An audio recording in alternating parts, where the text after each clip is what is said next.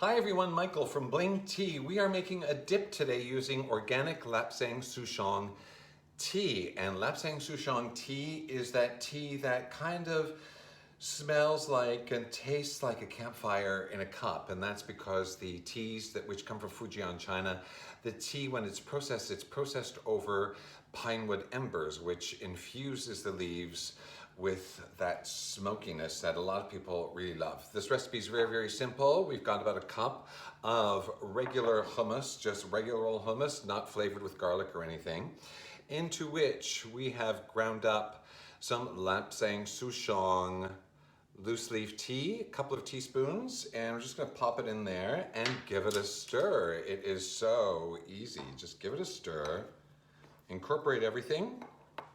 I like to add a bit of a kick to my Lapsang Souchong hummus dip, and that is Korean red powder, or red pepper powder rather, and you just add just a tiniest little bit to it, but it does give a kick, just a tiny little bit.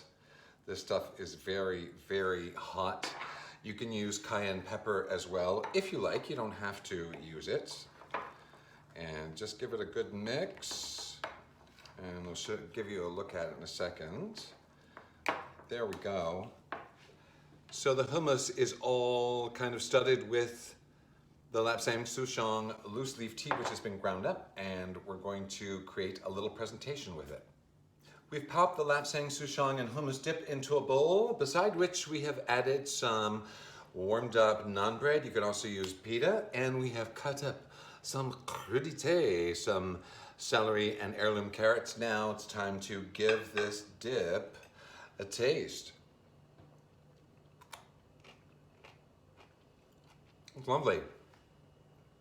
Hummus and Lapsang Souchong tea really complement each other, and that extra little kick of Korean red pepper powder just adds a little bit of zing. Again, you don't have to use it, but what you do end up with is a healthy and tasty treat.